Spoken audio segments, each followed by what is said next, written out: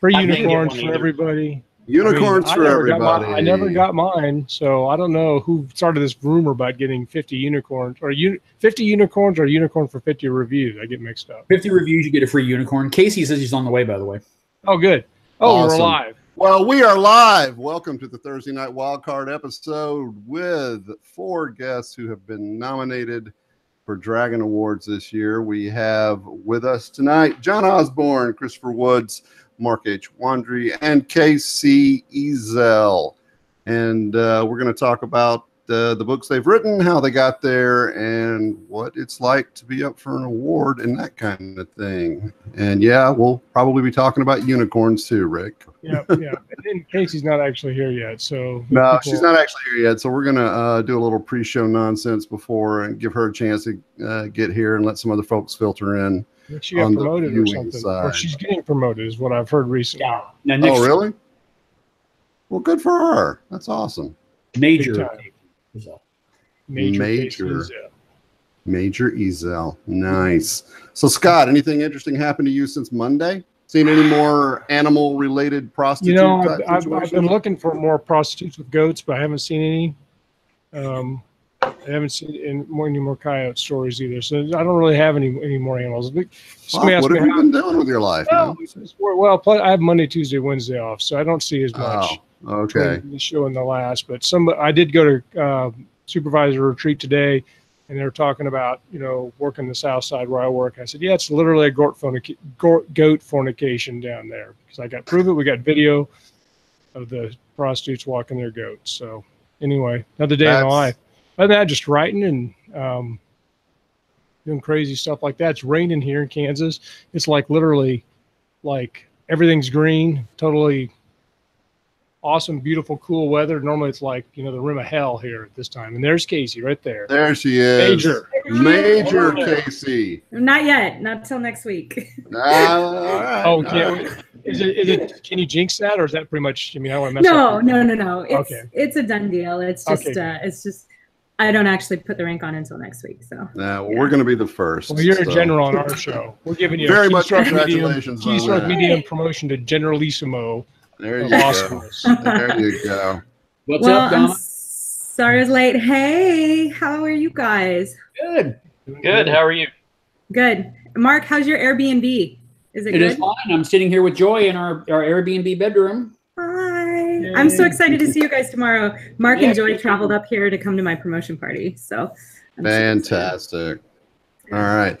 Well, guys, I think what we can do is maybe start off and just do a round of introductions. Tell everybody your name. Tell everybody how you got into the writing biz and that sort of thing. And we'll just go from there. So, KC, would you like to, since you're drinking something right now, would you like to go ahead and just throw right under the bus as soon as you get here? No, that's fine. That's fine. I'm late. I deserve it. Yeah. So my name is KC Ezell, and I got started writing. I jokingly say because I was born. My mom tells me stories about how I was an incredibly imaginative child and would make up stories about my imaginary family that included my husband, David Banner, and our son, the Shmoo, and tell them to people like the neighbors and things like that who thought I was a very odd child. But yeah, so I got started writing professionally. I guess it would have been 2009 or 2010. My first publication was a story called Light in an anthology called Citizens, published by Baen Books, edited by my friend John Ringo, who he's a great guy. He is pretty much single-handedly responsible for most of the good fortune that's come my way with regard to my writing career. He then invited me to participate in another anthology called Black Tide Rising. And I believe it was that brought me to the attention of Mark and Chris, who invited me to participate in the Four Horsemen universe stories. And that's when things really took off for me. So, yeah. Very good. Yeah, that's it. That's it. These badass cheerleaders on the cover here. Yeah, they're from my story. It's from Casey's story, and it's an excellent one. I've read it. Thank you. Do we want to talk about just introduce the book with each person as they give the story? No, or let's come back do the around it on introductions round first. two. No, Okay. we're gonna go around. We don't want to be lost. like our hook and then our suspense. So we got to stay tuned to That's right. Otherwise, people will just tune out. So, Chris, tell us about yourself, buddy. I started writing when I was pretty young, doing short stories and stuff for the family and all that. But as a professional writer, I published my first book, which is Soul Guard, in 2014. And I was completely surprised when it sold 50 copies. And and then the next month it sold 700, and then the next month it sold 1,100. Wow! And Nice. I was freaking out, so I published the second book that I'd already had written then. And I guess about a month later, I quit my job. So it did quite well. And I met Mark and Chris at HonorCon, and they invited me to write in this Four Horsemen universe. So I sent them a story, and they wanted a novel afterwards, which is the one that is nominated for the award. Awesome. Outstanding. Officially one of my heroes. You did everything right from the beginning. Just off to the races. That's actually it freaked me completely out. I'm still freaked out about it. So had early success and had another book to follow it up with right off the bat. So awesome. Yeah. Enjoy the freak out. It's worth it. So John, tell us about yourself. So actually, I started off as a journalism major in school. That's how I paid for college. And then I found out how much journalists made. Oops. And how hard they work. Yeah, they work hard and they don't get paid much. And I was also, from age 13, a dungeon master and a gamer. And so I told stories through that medium. And after college, I met Mark, actually, and we've known each other for about almost 30 years. And we gamed together. And Marco knew that I wanted to be a writer, but I could never get a project finished. And then finally, he encouraged me to submit a story to a Fistful of Credits, and that was my first actually professionally published work there. That's a great anthology too. A lot of good writers in there. So. Yeah. When did you do your first full length novel? My first full length novel came out on November 1st. Outstanding, man. Excellent. Mark's got his microphone muted, so let's see if he if he just starts talking. Leaving out of it. That's actually tactical. You get like the tactical gold star award. That's actually good. Listen to me farting over here or anything. So, probably boost our ratings. Depending. I'm not sure. Well, tell the folks about yourself. I'm one of those ones I've been writing since I was about 5 years old. I have wrote my first book about dinosaurs coming back into the world, and I illustrated it and everything at the tender age of about 6 or 7 years old, or somewhere around there. And from then on, I always told everybody I'm going to be a writer. And then I went to high school and I started working on actual short stories and writing them. And I took my first creative writing class. And of course, my first turn-in was a science fiction story. And he gave me a D and said, "You'll never be a writer." Yeah.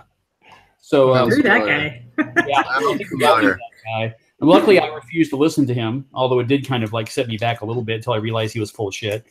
And went ahead and kept writing anyway. But I published my first professional book in about 2004. Did it as a vanity press, though. That was a huge mistake. I think I sold 9 copies, and I think I know everybody I sold them to. But then the book was good, and I went ahead and I republished it as soon as Amazon took off and became CreateSpace and all that. And it actually sold a few copies. I don't think I ever quite got past the double value meal stage of royalties, but I just kept putting them out, and they got better, and I slowly developed a following of 100 or so fans. And some of them are still my super fans today, and they kept encouraging me. And then one day at a convention called LibertyCon, I ran into Chris Kennedy, who had seen my stuff, and he talked and he said, "Hey, I'd like to do some stuff together sometimes." I said, "That's great." And then six months later at another convention, I said, "Hey, you want to write that book?" He says, "I don't have time now." That happened to me several times. People said they wanted to work with me. They never had time. So I went ahead and started working on the book I was talking about anyway, that ended up being called Cartwright's Cavaliers. And when I met him again the next year at In Conjunction in Indianapolis, I had it halfway done. And he said, "Hey, you want to write that book?" And I said, "Well, I actually went ahead and wrote it by myself." And he says, "Well, let me see it." So I gave it to him. And long story short, he loved it. And we decided to have him publish them, and that was the creation of the Four Horsemen universe. And ironically, my first bestseller, though, was actually before that. That was one of the books I'm nominated for now in that series. But anyway, that was a long story, but that's my history. No, Can I say something about Mark real quick?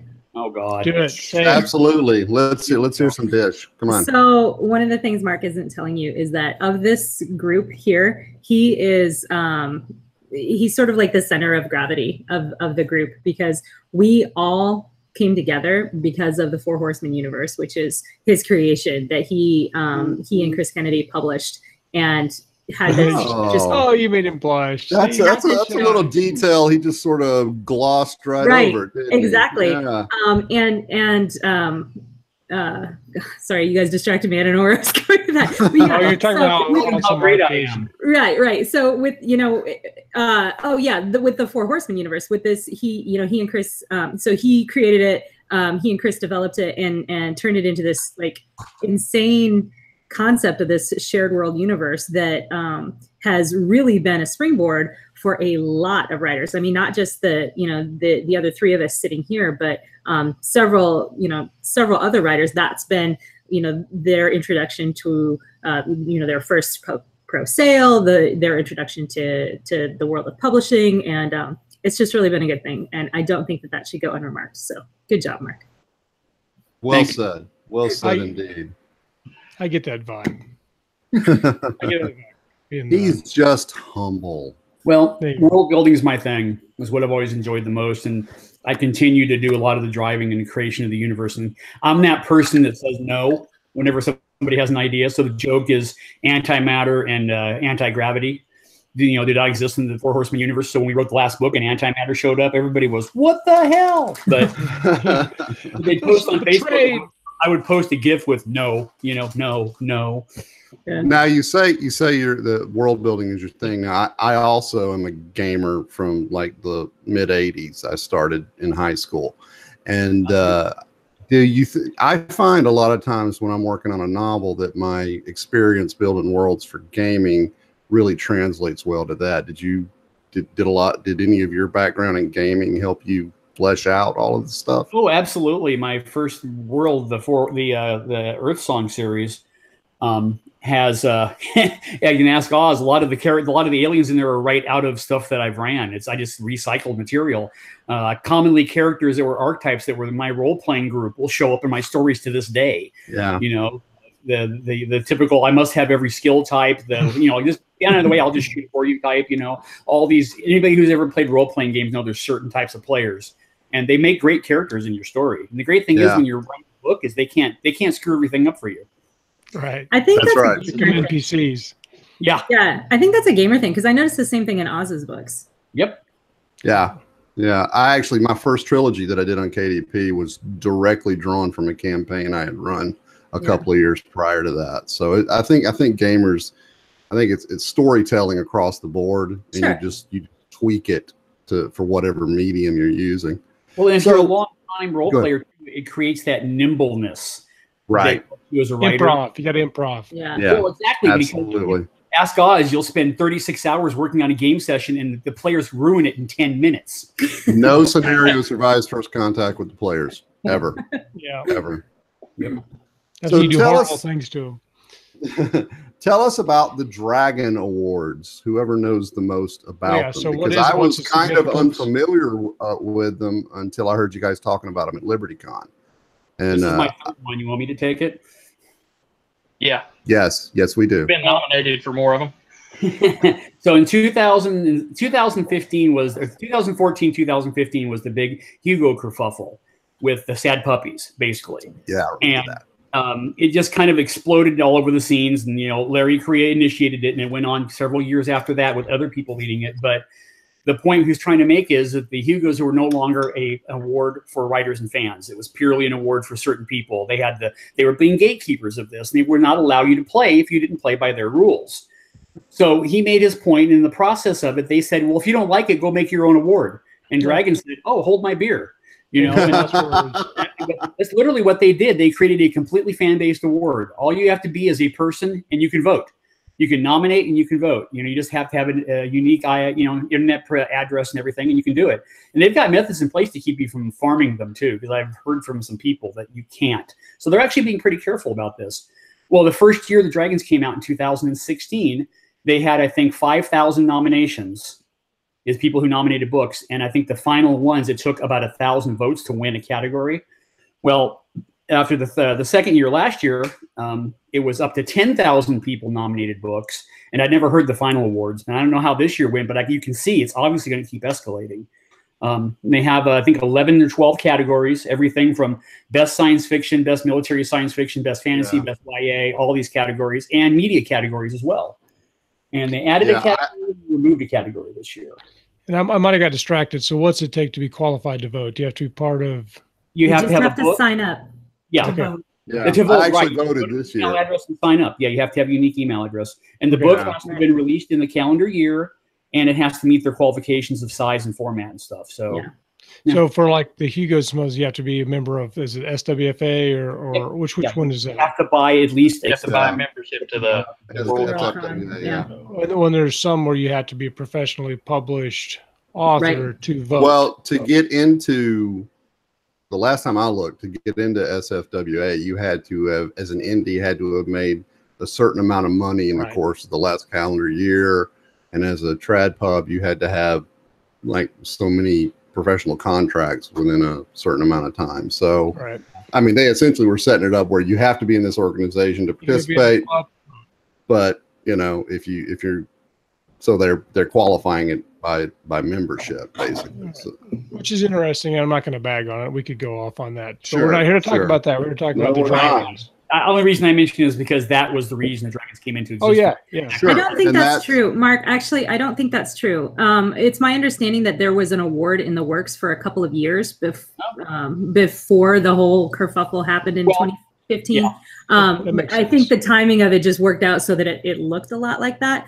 But yeah, my understanding is that they were actually planning to do this for a long time because they specifically wanted a fan-based award that, you didn't have to pay any money. You didn't have to attend the con. You didn't have to be a member of any professional organization. You just had to be a fan with an email address. And you're absolutely right. I didn't want to give that impression because I've talked to a couple of people too, and they said they just pushed it up and did it when they did it. So there is kind of like it wasn't like a collusion. Right. But it just happened to come out that year. Yeah. They were working on it for a couple of years. Yeah. So overall, though, it's a brilliant idea because, I mean, DragonCon has such an enormous following that you can actually get that sample size that proves if you win something, it's because people loved it. Yeah, and the best, and it's not curated at all. The best award you can have is fans that love to read your work. So having a fan-based award, to me, makes it kind of the penultimate award a writer would want to get. Well, Larry says he's never won a Hugo or Nebula, but he can sit there and laugh on top of his huge pile of cash. Yeah, I prefer the George Washington Award over any other. How about the Benjamin Franklin Award? Well, enough Georges equal the Bens. Also a thing. So now Casey. Oh, go ahead, Scott. Sorry, man. I didn't mean to cut you off. The MC. I was going to say, I've got this book on my to be read list. It's about the third or second one down right now. That's called Minds of Men, and I understand that you're up for an award for that thing. Yeah, it's really good. You should move it to the top. Should I? Start reading it right now. Just read it while we have it. I'll be back in a minute. No, that's my book. It's my first novel. I published it.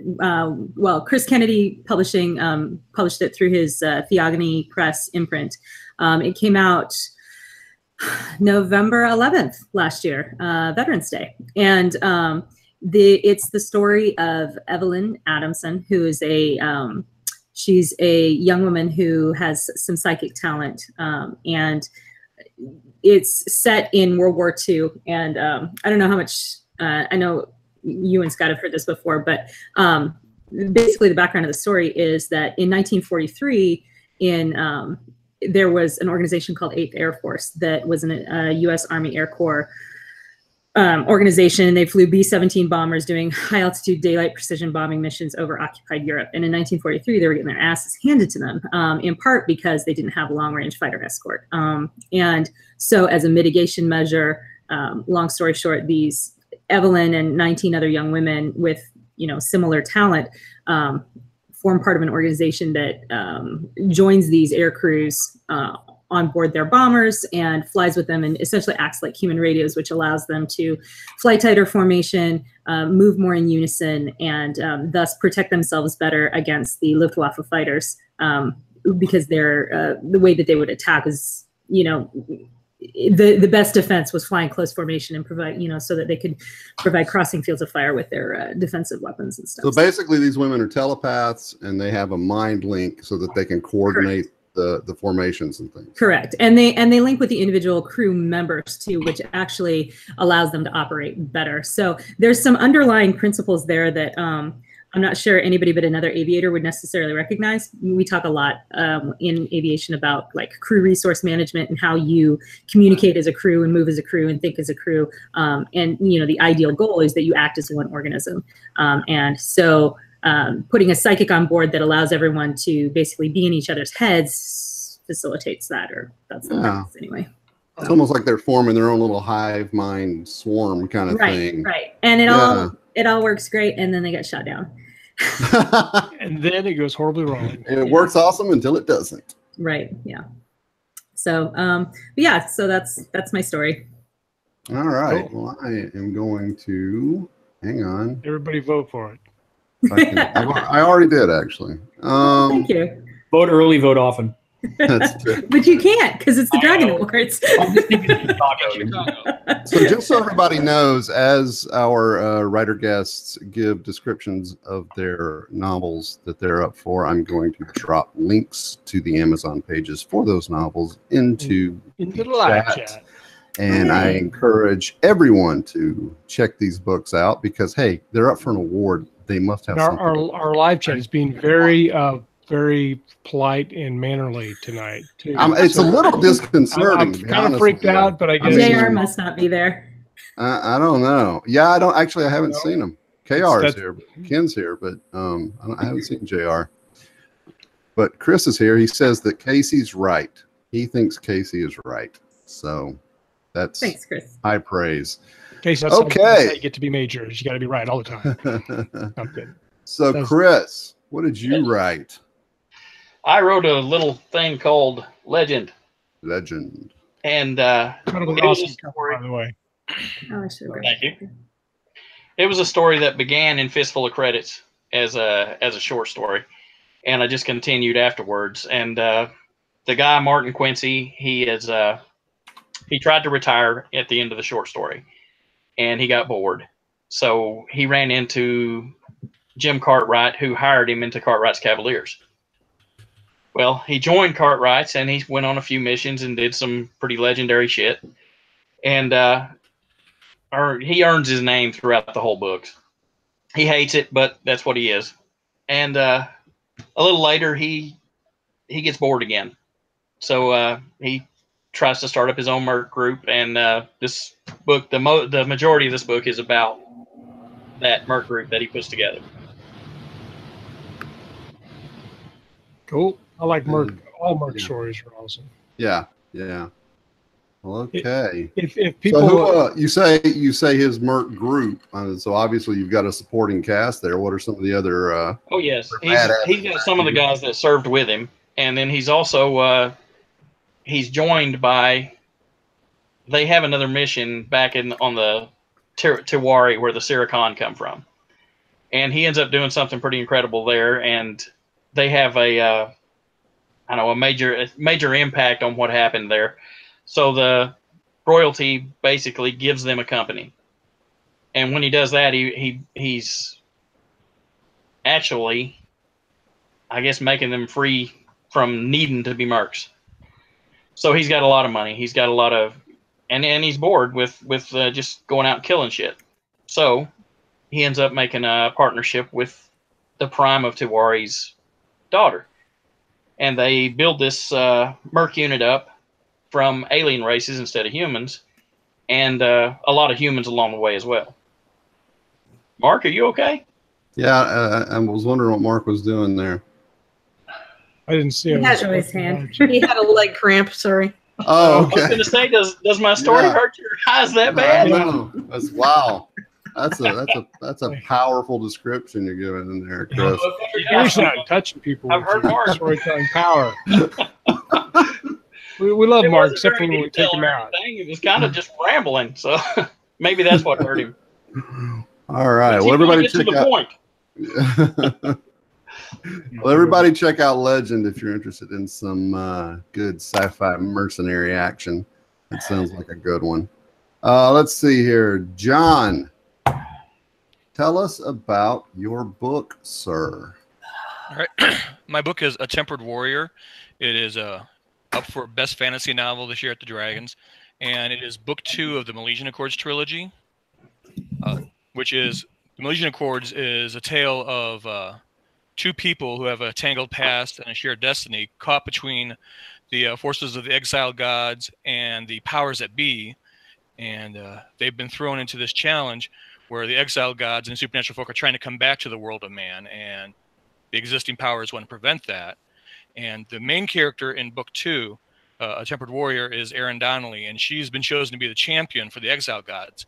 And so she's been sent off to train under the mythical warrior, Skatha. And so the name is a kind of a pun, actually, as one of my reviewers noted, because she's also descended from Cuchulainn, who is noted for his frenzy in battle. And so she's having to learn how to channel this frenzy, which is her temper, and also hone her skill, like tempering a sword. Oh, I like that. Nice. Hey, speaking of swords and weapons, I noticed you got something above your mantle back there that has been commented. Your Batla, whatever. Yeah, my Batla. Batleth. Let's pronounce it wrong. Yeah, like I say, you can never have too much steel. Although what's up on the mantle is just, decoration pieces. Inspiration. Oh, I don't know. 2 feet of sharpened steel probably would that's be pretty thorough. That's swing awesome. it the right way. All right. So I noticed. Oh, go ahead, Scott. I'm sorry. I was just going to say, I feel like I interrupted your flow of your book description there because I got distracted by the live chat and whatnot. But okay, let me ask this. I haven't asked this for a long time, so you can answer. You don't have to answer. There's no pressure. But I'll have to ask somebody who their second favorite character in their book is to write. All right, think about it. We'll come back to it later. Or So actually, it's not second favorite. It's just secondary character you like to write. Because I find a lot of authors, they actually will have a character that they enjoy writing more than their protagonist. It's just a theory I've been working on. But anybody wants to talk to me about that, we can come back to it. Sometimes we go interesting places with that. But anyway, take it away, Chuck. Okay. So, yes, The Tempered Warrior just dropped the link in the chat if you want to check out some fantasy action there. And let's go ahead and get Mark's take on his book, and then we can go back to Scott's interesting questions. Or just completely ignore me. That would probably be nice. I want to answer, but I want to hear from Mark. Okay, good. We got one taker. Yay. So, Mark, tell us about A Time to Run, man. Well, in 2014, I think my publisher then, I wasn't going anywhere with the Earth Song. I did okay. I did a good jump, but then book 5 came out and the sales went down. And it really pissed me off because I love that series. And he's like, write something else. I'm like, I don't want to. And he said, but you need to write something else. I said, I don't know what I want to write. I said, I guess I could. I said, zombies are popular. He goes, oh, good. Write a zombie book. I'm like, God, I wish I hadn't said that. Because I'm a hard sci-fi kind of guy mostly. I put as much hard sci-fi into the Four Horsemen universe as I can literally manage. And I couldn't think of any way. I love Walking Dead. It's actually fun stuff, but dead things can't walk. It's just, I'm sorry, for more than like 5 minutes anyway. So I came up with a way of doing it. I came up with it being basically an alien plague. And I kind of got the idea from hints of a series called Day by Day Armageddon by J.L. Bourne, which is probably the best zombie apocalypse stuff that's ever been written. And his were dead, but they were animated by like alien technology or something like that. So I took that and I took some pieces from some other stuff. And I basically, what any good writer does, he's influenced by everything else he reads. And I put it together and I put it out, and it was my first ever #1 bestseller. It just completely floored me. And then a few months later, I was completely floored a second time when it ended up being nominated for the very first year of the Dragon Awards. That was A Time to Die. And well, then down the road, I got to work with Chris, and Chris bought all my stuff from the previous publisher, re-released The Time to Die, and re-released Time to Run. And in between that, I got the Hugo not the Hugo. I got the Dragon nomination for Cartwright's Cavaliers last year, and then this year I'm back to the Zombies again, so it's Time to Run this year. So I'm a three-peat, but not for the same. It's been for something different each year. No, I think that's actually a good thing, though. Yeah, it shows your range. Yeah. It's always been planned as a trilogy, and this is the second book in the series, so it's kind of at the height of when everything really kind of goes sideways. The first book is everything falling apart, but then in the second book you find out that things could be a lot worse than they were, and now they are a lot worse. So the readers it kind of ends at a point where a lot of the mysteries start to come out, and the readers are all like, "I can't believe you ended it there." And I said, "Well, do you want more?" "Yes." And I said, "Then I ended it in the perfect place, didn't I?" Part of my evil plan. And the third one's in my head, and I wanted to have it out by Halloween, but I don't think I'm going to pull it off. So probably going to be an early release next year. I just have to get it written. And if it sells well enough, we've talked about Chris is actually going to write a new series in the same universe, or start a new series later on down the road. So it would continue. So are all of you with Chris with these books? Yes. Because I'm noticing we've got a fantasy, we've got basically a hard sci-fi post-apoc. Yep. I would qualify Casey's book as kind of a military urban fantasy kind of thing. Alt history. And then alt history. Yeah, perfect. And then we've got the pretty much the straight up Merc sci-fi stuff. Does he have different imprints for these different genres, or how does he do all that? Yeah, the Four Horsemen universe is in the Seventh Seal Press, and his theogony books is the science fiction. I think that's what Casey's book was in, theogony, wasn't it, Casey? Oh, you're muted. You're muted, Casey, on purpose. Yes, it was. And then Oz, which one were you under, Oz? I'm on New Mythology. Right. And Chris is also in. Chris Woods here is also in theogony as well. So, but he's also got the Blood Moon, which is what mine is for horror, and he has one more for fantasy. No, that's it. That might be all. He has a YA one also. Yes, you're right. He just launched Anticipation. Anticipation Press, right? He tried to get a nomination there too, but I think we fell short on that one. Mine's on the Seventh Seal as well, Mark. That's right. That's right. Yeah, because his is Four Horsemen. But he's also got one in his hard science fiction as well, because Mutineer's Daughter was also a finalist this year as well. So he had a total of 5 books that were finalists. Which is pretty incredible if you think about it. What's the overarching company name for all those presses? Is it just Chris Kennedy Publishing? Chris Kennedy Publishing. Yeah, CKP. Okay, so you know what? CKP, I like acronyms. Everybody that's listening and watching, that's a one-stop shop. Sounds like, go to Chris Kennedy Publishing. They got it all because Chris is busting moves. Apparently, that's awesome. And you can find about a dozen or more of his books on Bane's site as well. Well, there you go. Time to Die is on Bane's site. I think isn't Minds of Men now there, Casey? Yep, Minds of Men you can find on Bane.com as well. And my but you can. Yeah. Go ahead, John. My first book in the trilogy, Reluctant Druids, is down there as well. Yeah. Well, outstanding. So we got a question here. Rick wants to know how they split up the marketing with all of you and Chris. How does that work? Chris tells us what to do and we do it. See, sounds like that, the military. but there's a real blessing in that. Just somebody saying, you know what, go do this. It'll work out, and not having to. Chris has studied without Chris's marketing skills, none of us have been. No, absolutely not. I was going next to nowhere until Chris came along, and he studied this for years. He really, he's written books on this. He has a best-selling book on selling books on Kindle. And he knows how to set up the keyword. Why haven't I read that? Process. Yeah, I want that too. I want that. Look under Chris Kennedy's name; it shows up. I think it's called Writing for How to Profit. Self-Publish or Self-Publishing for Profit is what it's called. Yeah, I'll be looking that one up for sure. And it's also available on chriskennedypublishing.com. You can find it there. Awesome. So. Cool. Fantastic. So earlier I had asked to propose a question that for anybody, if a favorite secondary character that anybody likes to write. Casey, you want to talk about yours? Because I saw your eyes light up. Yeah. So My antagonist actually is a German psychic by the name of Adelina Suchen. And she was by far the most fun character to write, to include my main character in my book, Minds of Men. And she's actually going to be the protagonist of the sequel to Minds of Men, which is titled it's titled World Asunder, and it will be out when I write it. Hoping by the end of the year. Fingers crossed. That's the first time I've heard that, because I've asked that question probably 20 or 30 different authors, and that's cool because a lot of people, I think, don't spend enough time with their antagonist.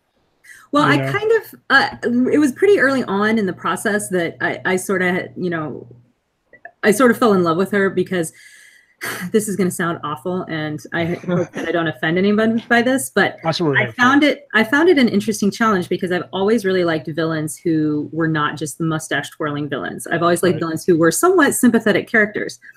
Only this chick's a Nazi. So how do you make a Nazi sympathetic? Well, you make her very young, you make her somewhat naive, and you kick the shit out of her, and you show her emotions about that. So my attempt was to make her, a character that would resonate with the audience, and in doing so, I kind of fell in love with her, just as a human being, because, like it or not, there were a lot of people who were German citizens, German people, who may or may not have known all of the horrible things that were going on, who are not inherently necessarily bad people. People are complex. Sure. That's and I mean, please don't get me wrong. I'm by no stretch of the imagination am I trying to excuse any of the horrific things that were done by the Nazi regime, but I'm just I'm just trying to reflect that complexity. Yeah, I know. I saw that. That was very cute.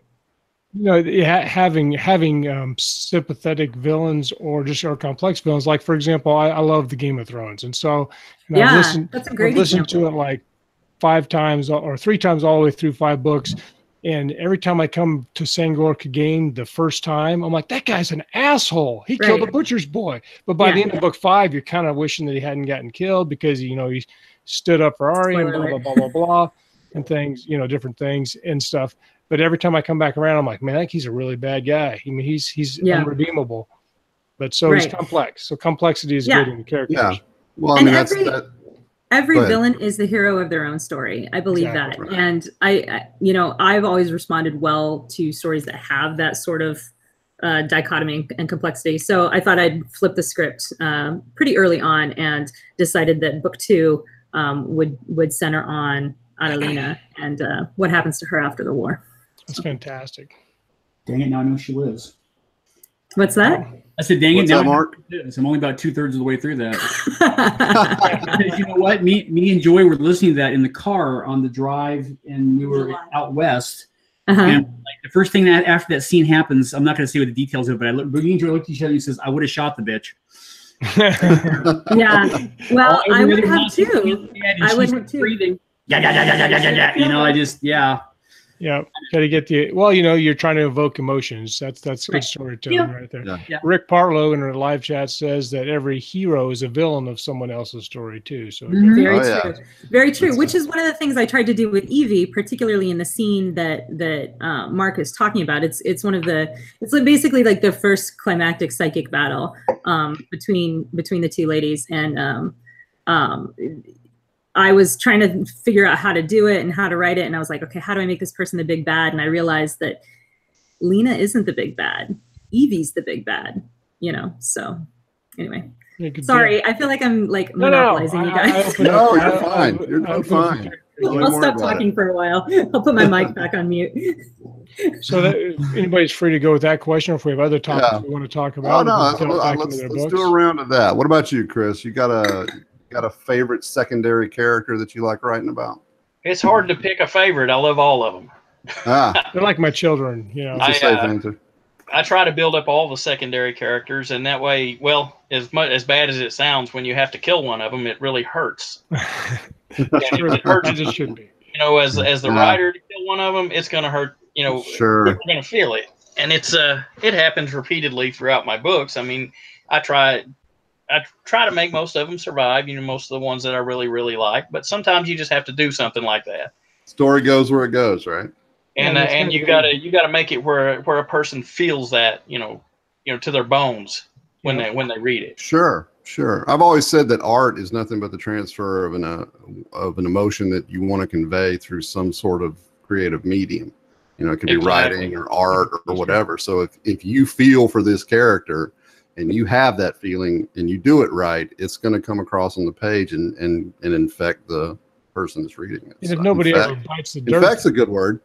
But yeah, so that's absolutely, you want to love these guys when you do something like that, for sure. There was one in my first series that sorry. No, go ahead. There was one in my first series that I liked particularly well, and it went well enough that in the 5th book of the series I just wrote a book, started his story. Yeah. So it just he's as fun to write as the other guy, and most of the characters that I try to put together are like that. I do just a little story on them, and I could continue that story at any time, and any one of them would be really good. I think no matter how much you plot and plan, you're going to do some discovery writing, and sometimes the characters surprise you in how you connect to them. Yeah, and that's good. I think that's magic. Character is gonna blossom into kind of a spin-off character.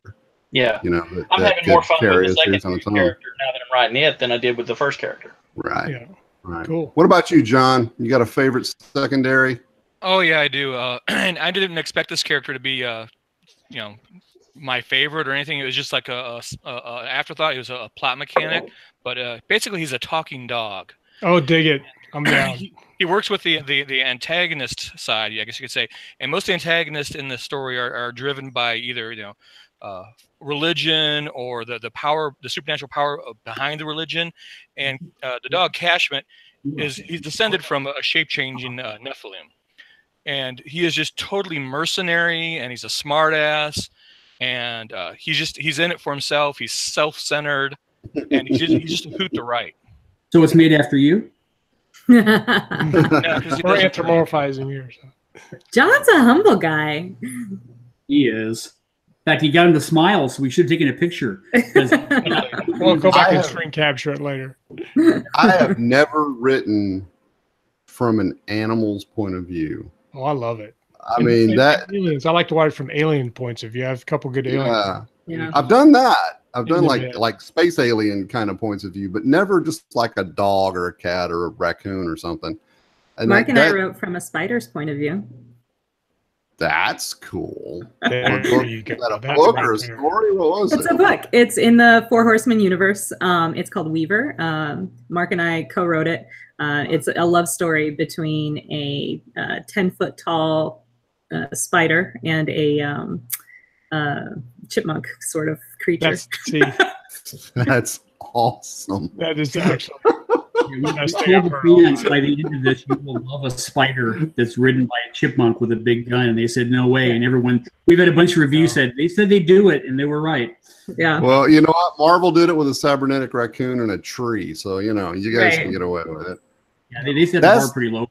That's the sort of thing, though, that when somebody reads it, they're kind of like, what were they on? Well, don't forget, it got to the part where Winter Soldier used Rocket as a sidearm. So yeah, there you go. There you go. Well, what about you, Mark? You got a favorite side character you like to deal with? Actually, I don't write villain POV much because they tend to die too fast. The Four Horsemen universe is dynamic. We only have one main villain right now, Peepo, and Chris writes most of the POV for her at this moment. I've done a little bit of stuff, but not much. In my Earth Song worlds, I have a favorite that's at the Chillin, which is basically a 10-meter long snake with arms, and they're the villains. But he's actually kind of a understandable bad guy. He's the opposition, but he's been put into it because he's after his own race's interest, which happens to be opposite our interests. And when it comes to a patriot, not necessarily a villain. Pretty much, yes. Yeah. He has to stop the humans if he wants to succeed. He's been put in a position to fail. And in the zombie apocalypse series, I took a page pretty much out of Walking Dead, and they're saying to fight the dead, fear the living. And I believe in a full-on societal collapse. I mean, gone. Everything's going to be tore up. I think we're going to be our own worst enemies, and that occurs a lot. lot in this series. We keep getting in our own way, trying to survive. So that gets even more and more as the series goes on. And this one, there's a lot. There's several key characters that do some really incredibly stupid things. Never underestimate the ability for people in large groups to do stupid things. That's pretty much what happens in this book. Oh yeah. So yeah, not too. You have a whole show about that. And you mentioned the fun ones like to write the secondaries. I like to write the zombie stuff. That's what I've been enjoying because they're such a great character, and the readers don't know as much about him yet as they would. They're realizing that there's more going on, and they're just mindless zombies. They've actually kind of been programmed by this alien virus, and so it's been fun to evolve these characters. Very cool. Very cool. Dig it. They're going on about the coyote in the live chat because I told a story, and I won't tell the whole story here, but for all of our guests we have here today, Josh Hayes and I did a special event where we encountered a homeless guy carrying a coyote. And, there's a lot of lead up to that story, but it's still probably one of the most awesome things that's ever happened to me. So it was when they did the lip sync challenge thing. I'm sure y'all probably carrying a coyote. I think that guy's carrying a coyote, and it was like across his back. It wasn't like this. I mean, he's like carrying this coyote like a log. He's walking down the street carrying a coyote. I'm like, okay, now I've seen it all. And then 2 days later, I saw you don't see that every day. So anyway. And the coyote was okay with it? Like he wasn't. No, the coyote looked very alarmed. I'm here to say the coyote was like what the hell is happening right now? Yeah. So I dug it. That's bizarre. So I just for everybody in the chat, I dropped a link to Chris Kennedy's self-publishing Profit Your Bookstore. Self-publishing Profit Your Bookstore's ebook. That's what it says in the link. But it's Chris's book. Check it out if you want to learn about marketing stuff. Do we have a link for the Dragon Awards themselves where people can go and vote? Because you're the only one that can put it in there. Let me see what I can come up with. Awards.dragoncon.org. There you go. There we go.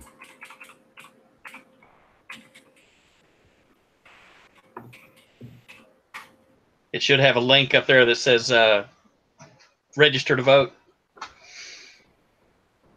While you're looking for that, do you guys mind if I tell you about Operation Tiamat? I don't know if I'm even saying that right. I like anything that revolves around Tiamat. Okay, I am saying it right. Did you come up with that? Was that yours, Chris? No. It's evil dragon.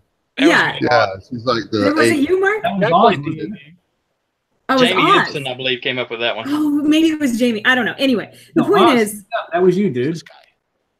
It was Oz. Okay, cool. Oh, it was? Yeah, Tiamat, the five-headed dragon. Yeah. So Chris Kennedy Publishing has 5 nominees in the Dragon Awards this year, which we've already talked about.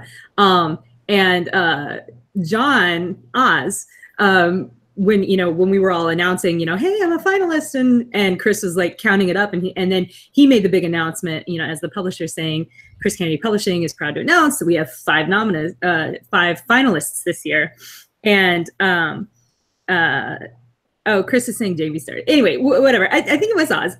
Whoever it was brilliant and posted this gorgeous picture of Tiamat, the 5-headed dragon. The picture wasn't me. The picture was someone else. That's what gave me the idea. Maybe Jamie was the one who posted that. It was this picture of this 5-headed dragon saying, this is Chris Kennedy, and then the caption, so it was like a meme, said Chris Kennedy Publishing at the Dragon Awards. And so Oz picked it up and started this hashtag Operation Tiamat thing. So anytime we're doing marketing posts like about our, telling people, hey, go vote for the Dragon Awards, or hey, vote for my stuff for the Dragon Awards, or whatever. We're all hashtagging it with Operation Tiamat. So if any of you have seen that and you're wondering what that's all about, that's what it's all about. Yeah. If you all 5 win, you should probably all be required to get like a tattoo or a t-shirt. Or something. No, there should be a massive like cosplay kind of setup, and you all are ahead. Yeah, one of the heads of the dragon. Right, for that can be complicated. I think it was Jamie who posted the picture because he does those memes. Jamie Ibsen is a really great guy. He's one of the moderators for the Four Horsemen Universe Merc Guild fan group that we have going on Facebook. So it's a pretty lively group. So how is it seems like the Chris Kennedy Publishing House is tied pretty closely to Bain. Is there some sort of deal there with Baen Books? So I can't speak officially to that. You'd have to ask Chris Kennedy about that. Well, maybe we should have Chris Kennedy on. You definitely should do that. Yeah, you definitely should. I will say that he has arranged so that the way that it works is that once our books that are on Kindle Unlimited basically age out of Kindle Unlimited, Right. then they go up on Baen.com so that they go wider over a range of platforms and stuff. So it's a great deal for us because it allows us to reach new and different writers who are interested in the sorts of stories. Yeah, it essentially kind of makes you a hybrid in a certain sense. Kind of a little bit, yeah. Yeah, from there, everybody knows Baen, so from Baen, right? Right. Well, and a lot of people will go to Baen.com if they're just browsing, looking for something new. It's sort of a target-rich environment for fans of the kind of writing that Chris is publishing. So. Well, do you want to tell them about the Chris Kennedy Factory too, then? Oh yeah.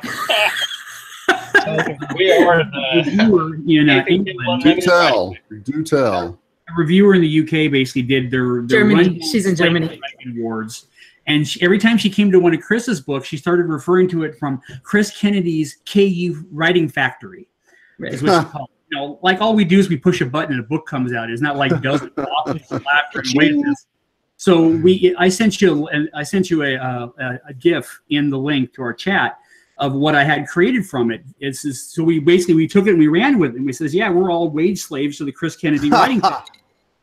And there's one of our artists who does work for us did a picture of a little factory with a guy slaving away and tied to a keyboard, and there's smoke with dollar signs coming out of it and everything. And because it was just amazing that they could just say, well, these guys are just part of a factory, and we were machines. Yeah, exactly. Well, and KC first had the idea of saying, you know what, let's just use that. That sounds like fun. Yeah.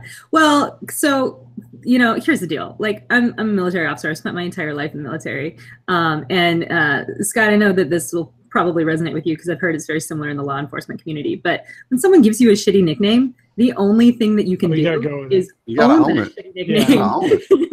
You have to embrace that and be like, hell yeah, I'm Twinkle Toes, Like, oh, yeah. Who do you think you're talking to? Try to dodge it, you're going to get by it the twice time I'm bad. done, you're going to wish you were Twinkle Toes. You're going to beg to be Twinkle Toes by the time we're done hanging this trash on you. You're going to say that shit with respect. That's right. And the truth is, the biggest douche is the guy who has like a super cool nickname, like Viper or something like that. You know what I mean?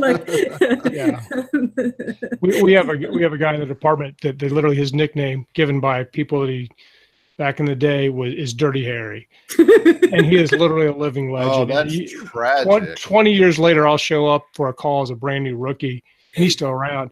But you walk into his house and be like, Dirty Harry? Dirty Harry came over and arrested my daddy. Fell out of a tree, arrested my dad, and ate my dinner. Dirty Harry got caught with porn or something, So yeah. Well, yeah. So we didn't help him out though, because like if he took like a vacation, people are like, "Where's Dirty Harry?" He's like, "Oh, he's in rehab, man. He's got to." See, I keep telling Scott he needs to be writing like that shit. He needs to be writing cop stuff. I've gotten that a lot lately, so maybe that'll happen. I know you've been getting it from me a lot lately. So, guys, what's next on the plate for you? I mean, once DragonCon's over and the awards are over with, Casey, what you working on next? So I'm currently working on Hunter with Marisa Wolf, which is the sequel to our novel Assassin in the Four Horsemen universe. It's the story about the Depic, the cat assassins. And as soon as that is finished, my next project is sorry, J.R. Hanley said the call sign was awesome, the super awesomeness. That means you're a douche, dude. Yeah. That means you're like the lead douche. That's right.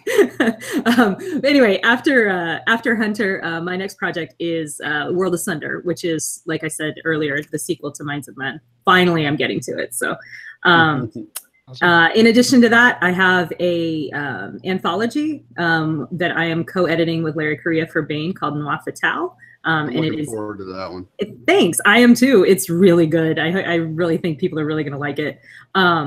It's an anthology of noir stories that have a genre element to them, and we got some really fantastic participation on that from some really great people. Well, he's the guy to do it with after the Grim Noir Chronicles. Yeah, exactly. Those were fantastic. Exactly. Those Yeah, were totally fantastic. not an accident that I like. Yeah. Was like, hey, Larry, let's do this project together. That's not scheduled yet, but it'll be out sometime. And then my collaboration with John Ringo and Chris Smith is done. It is at the final bits of editing, and it is scheduled for fall of 2019 to come out. So outstanding. What about you, Mark? Oh, go ahead. I was just gonna say it's called Gunpowder and Embers. I should probably. Oh yeah. Cool title. I'll buy that just on the title. Yeah. So what about you, Mark? What you got in the pipeline? Well, I got nothing cool with Korea or Bane or anything like that, but we got Gad's more You Four have Horsemen. cool stuff with me. The sequel to Weaver is we've come up with the idea and we have a title. It's called Tangled Webs. That will be the second book. Weaver is actually a weird one because it's actually kind of a prequel. I don't want to spoil it for anybody who's read it, but if you read the book, you will find it references characters elsewhere in the Four Horsemen universe and other events. So the second book would be that one, and the third book we haven't had a title yet, but that book won't be out till sometime next year because we're timing these to occur with certain events within the Four Horsemen universe. Chris and I are starting on the third mainline book within the Omega War series within the Four Horsemen universe called Pale Dawn. The 3-book series that will be the last main book planned for that series. I'm 66,000 words into finishing my first standalone novel in the Four Horsemen universe in almost a friggin' year, called Dirty Deeds. It picks up with a character from Cartwright's Cavaliers that everybody thought was dead. So that'll be fun. I think fans will really enjoy that. Another book and 2 more books coming out in the Earth Song series, and then I'm caught up, and the first new book will be out for that next year, which is called Earth Song Nocturne's Reckoning. It's about half written, actually. It's just been sitting for about 3 years. And I've talked with some writers about an entirely new universe, a alternate history universe. I don't want to go into details on it. It's still coming together, but if that works out, that could be really exciting. And I'm working on a hard science fiction novel as well. So I'm working on a few things. Outstanding. Love busy writers. What about you, John? What you got going? My current project is When the Axe Falls, a Four Horsemen universe novel featuring Dorn's Berserkers, the mercenary units from my 2 short stories. And then after that, I'll be doing book 3 of the Milesian Accords, A Tangled Fate, to wrap up that trilogy. Anything with Berserkers has got to be a winner. Berserkers, Yeah, just really. the word kind of generates images of. Well, his Berserkers, they're saying in the Four Horsemen universe is Valhalla awaits. So that tells you. Oh, there yeah. you go. Down like the plow with that one. All right, Chris, what you got coming down the road, man? Well, I wrote a couple of post-apocalyptic novellas back of this, and Chris Kennedy saw them recently and said he wanted them. So what I'm going to do is write a continuation from that and put it all together in a novel, which I've almost got done. And I'll be releasing that to Chris Kennedy to run through his publishing company. And I believe, if I'm not mistaken, Chris Kennedy is going to join me in this universe, and things may happen. We'll see how it works. And after I finish that one, which I should finish before Dragon Con, actually, I will start on my next Soul Guard book because I've got about 2,000 fans that are threatening my life. And get that one out as soon as possible, and then I'm on a new Legend book. Sweet. Outstanding. It's good to have rabid fans. Everybody wants to have rabid fans. Jack, do we have a show sponsor tonight? Or did we blow right through it? We blew right through that, and I didn't even think about it before we started recording. We'll do them double. On show or something. Our show sponsor is buy all of these people's books. There you go. The Dragon, Links are in the chat. nominees. Dragon Con Award nominees are our sponsor for Operation this evening. Tiamat. Operation Tiamat. Operation There you go. Tiamat. It's a show sponsor. Go buy I the just 5-headed spotted dragon. a question in the chat that I want to ask you guys. JR asked Chris if all of his writing serfs get cool nicknames. Do you guys have cool nicknames? Because Chris said, sure, bitch, winch, dog, things like that. Chuck's got a cool nickname he's had since our first interview, too. I've had lots of nicknames over the years, but which one oh, Man Chuck? I was called an ass bag not too long ago by the publisher. Yeah. That's not ever popular. What were you called? Ass bag. Oh, yeah. It was good enough that I used it in the book. That I like that. I just had to put it in the book. I said, hell, that's awesome. Yeah, like Casey said, you take it and you own it, right? That's right. Yeah.